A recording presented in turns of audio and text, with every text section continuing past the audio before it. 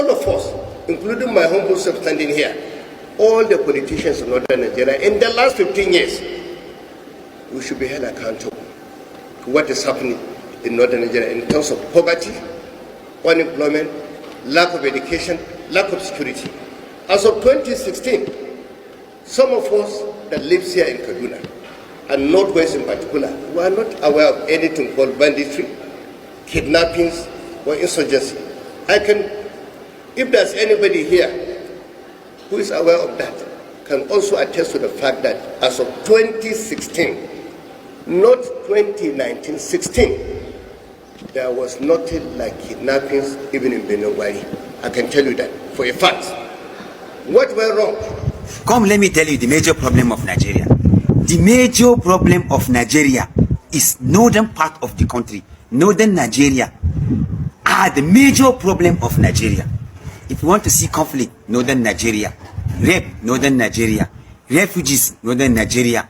Thieves. In fact, if you want to see thieves stealing on an industrial scale, come to northern Nigeria. Thieves fully engaged in primitive accumulation, come to northern Nigeria. In fact, I am from northern Nigeria. I am proud to be an indigenous of Borno State. I am from Borno State. I am proud to be an indigenous of Borno State, from the northern part of the country. But I want to tell you that the major problem of this country is northern part of the country. These are people, if you want to see hatred, if you want to see conflict, if you want to see nepotism, cronyism, any other thing you can label. In fact, northern, if you carve out southern part of the country from Nigeria and give it 10 years, they are going to be recognized among community of nations because of the development they will have. 70% of the people who govern this country are from the northern part of the country. But if you want to see hunger, starvation, and any other thing, it's from the north. Why? We are the major problem. But our people doesn't want us to be speaking the truth. And that is why we continue to somersault in this kind of issue. We have had a northern president from Katsina for 8 years. Before he came, we did not have a single IDP. All our local governments were safe.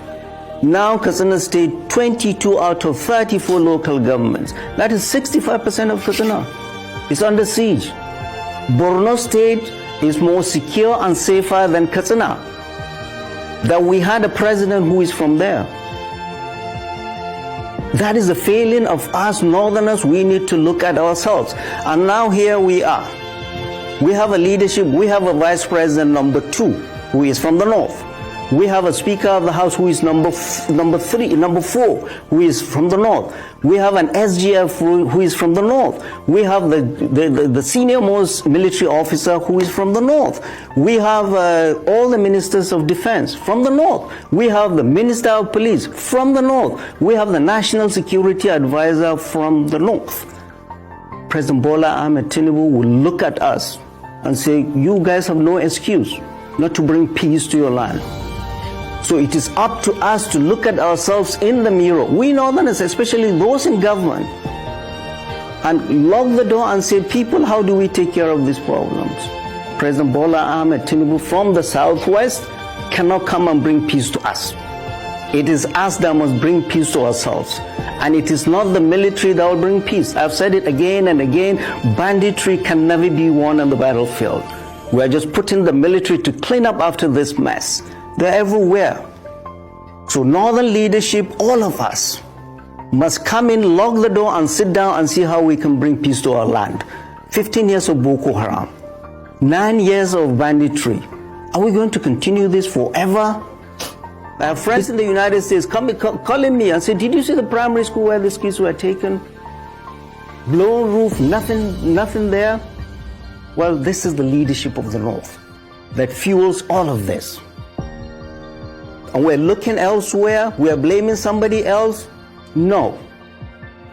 Leaders of the North, those in government and out of government, it's time for us to look ourselves in the face and say, we have failed our people, we need to do better. The military cannot bring peace to ourselves. None. We must all get involved and stop this nonsense, this Boko Haram, this banditry. I don't mean to be rude. I don't want to be rude to anybody, and I don't want to disrespect anybody, and I don't want to insult anybody. What I'm saying is that is the real truth. The real problem of Nigeria, are northerners. Northerners, Fulani, Hausa are the problem of Nigeria. They don't want our Nigerian progress. If they are not the one in power, then nobody can do it. It's only them that can do it. If you say you deprive Igbo people from having what is supposed to be theirs, allow them to go for their Biafra. If you say Yoruba people are not competent, they cannot rule Nigeria, allow them to go. Then we, the Northerners, should just stay and rule ourselves. If we kill ourselves, that's our business. You cannot say no, because Igbos, you think Igbos are thieves, Igbos are wicked, Igbos are this, they are that, they are this. There is no way that there's not the good, the bad, and the ugly. So if you cannot help the Igbos, allow them to go. If you cannot carry Yorubas, if you don't want them to rule you, allow them to go. Then we, the Northerners, will rule ourselves. If it's going to be better. We are one Nigeria, so we want the best for Nigeria. So we should look at where we are going wrong so that we can perfect it. This terrorism, this banditry, this carnage, it's not just happening by mistake. It's a multi-billion-dollar industry. A multi-billion-dollar industry because it takes a lot of money on defense budget. It has a lot to do with the sale of drugs. It has a lot to do with mining and illegal bunkering and illegal and illicit mining. And look at the areas that are generally affected by this. Take the Northeast, for instance. In the Northeast, you have the blue diamond. That is a strategic mineral.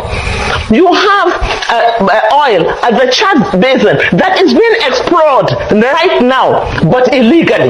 You have Zamfara. If you go to Zamfara, Zamfara has more gold than Ghana. Zamfara's gold is being traded in Dubai and other parts of the country. There is a market called Nigerian gold in Dubai. Go and check.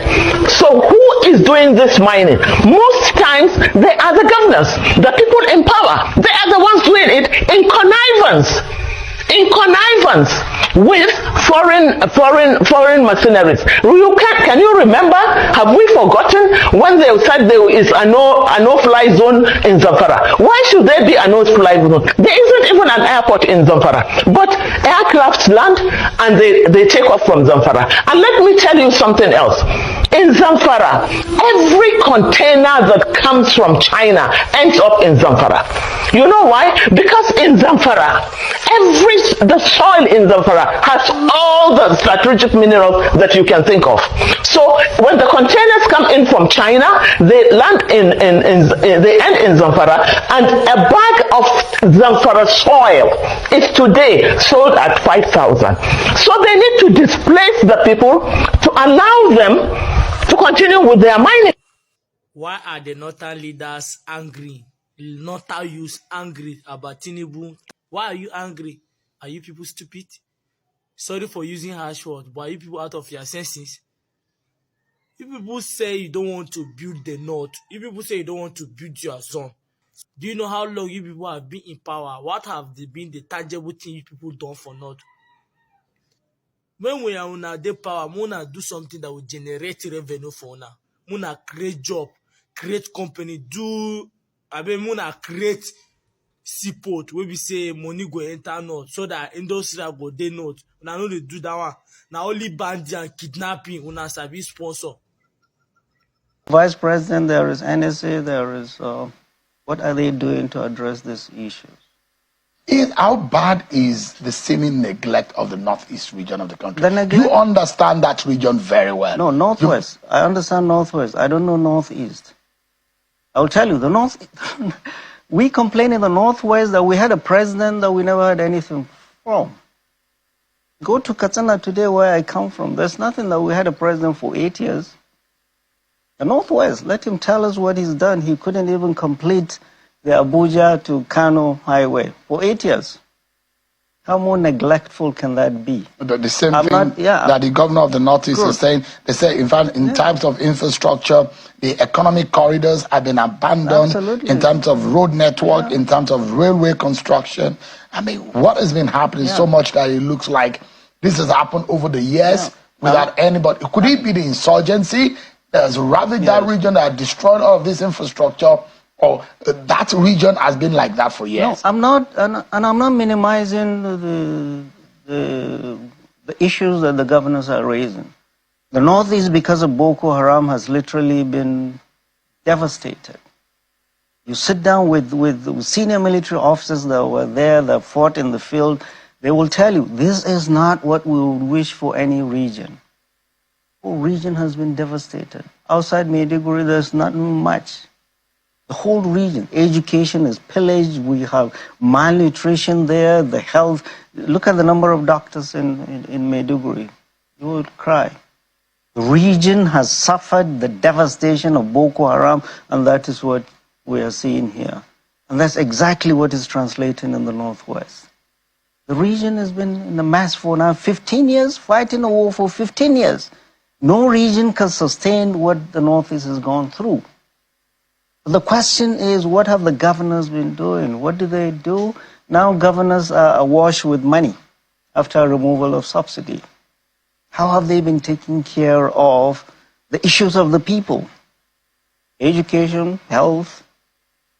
They went to Bauchi and they inaugurated the mansion of the government house, as if that's the priority of people of Bauchi. Governors are awash with money and their priorities are messed up. The reality is, in the north, not only the northeast, three major problems: ravaging insecurity, excruciating poverty, and hunger. It's all over the region. Welcome back to Local Journal, my people. We don't hear the complaint of the northerners and their leaders and waiting they happen for inside northern Nigeria. No be today this thing don't start to dey happen. It don't tell where this matter don't they solve for inside northern Nigeria. But the thing where they be say, now these same people where they complain now them engineer them and now they empower these boys to do everything where they do for inside northern Nigeria. So why do they come out, they can't complain now again? Who they won't complain give? Now them bring the problem and now they know how to solve this problem. If they like, make them complain from now to eternity. If they don't sit down on a round table, if they don't devise method to solve this same problem where they create, the problem will consume them. The illiteracy rate where they for inside northern Nigeria, the poverty rate where they for inside northern Nigeria, now then be the major cause of this insecurity where they happen for inside northern Nigeria, because their leaders, they take advantage of the fact say these people don't get basic education. Then they use them as talk and then they use them as mercenaries to fight their own political opponent. But today it don't cast and all of them don't they lament. Them no say if they don't solve this problem, now time bomb waiting to explode na it be. For me,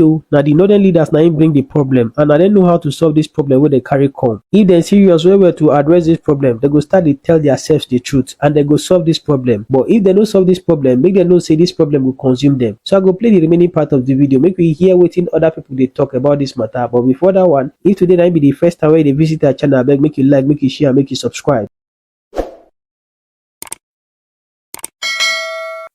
We're not going to stop telling ourselves the truth as northerners, whether you like it or not, whether it hurts or it doesn't. But we're just going to have no option than to tell ourselves the truth. The fact is, your ideology, our ideologies and concept as northerners is retrogressive in nature. It's anti-developmental in nature. It's holding the country back in so many ways. Let's be factual with this. Let's look at it. When the headers started making all this havoc on communities, people advocated for the anti-open grazing bill. Who were the front runners in regards ensuring that this bill doesn't come through? The northerners. They kicked against it seriously, that at the end of the day it could not scale through. And here do we have a situation now where the Fulanis have migrated from making havoc on the north to the other parts of the country. And funny enough, you went against this bill, but when Fulanis are now committing this havoc on people, you tend to dissociate yourself. You say that it's not a northern thing, it's a Fulani thing. Nobody can tell me that.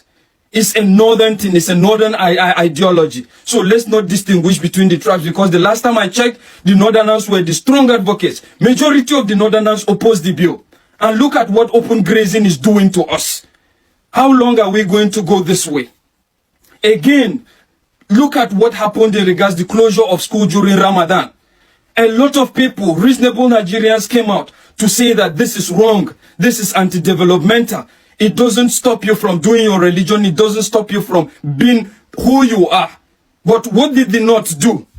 A quite majority were celebrating and were saying this is a good thing. This is a very big progress for the propagation of the gospel of God.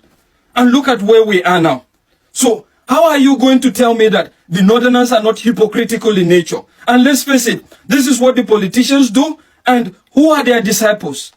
Their disciples are the common Northerners, the majority that are poor. The second point is the fact that when there was a bill in regards birth regulation, what happened? Who were the front runners in ensuring that that bill doesn't come through? It was still the North. I remember a senator coming to the Senate House with 5 or 6 of his wives, trying to convince people how he is happily married and is responsible. But let's face it, Oga, if you are capable, you have the capacity to marry 5 wives and have many children as much as you want. What now happens to your brothers, those that doesn't have the capacity and are marrying so many women and are giving birth to so many children that they can't control? Is it the same thing? How long are we going to continue this as Northerners? It's so appalling. Until you wake up, you will always be considered inferior to any other region. And the fact is, don't expect that no matter the agitation, no matter your grievances, this will bring it to a standstill. It's still going to continue till you change your mentality, till you change your orientations, till the common man in the North starts challenging these allies that have hold you at ransom. How many of the allies do you have their children in Almajiri schools? Why should you open Almajiri schools and send children to Malams that doesn't even have the capacity to feed his own family? And you tell me that this is not a Northern agenda, and you tell me the problem of the North is not itself. The problem is we. We are the problem. Until we wake up, nothing is going to change. Nothing, absolutely nothing. Who were as well the major advocates of the Muslim ticket? The North. The North. And where has it brought us? Look at where it has brought us. And I'm telling you wholeheartedly that that concept has not yet changed. It's still in the minds of the Lord. They are still waiting for the next election. During the Muslim tickets, a lot of imams were preaching with video evidence. Even some top politicians, top northern politicians, preaching, telling them on the need for us to, for them not to have a Muslim ticket that will promote the establishment of the kingdom of God. Indeed, the kingdom of God is established. You are all welcome to the kingdom of God.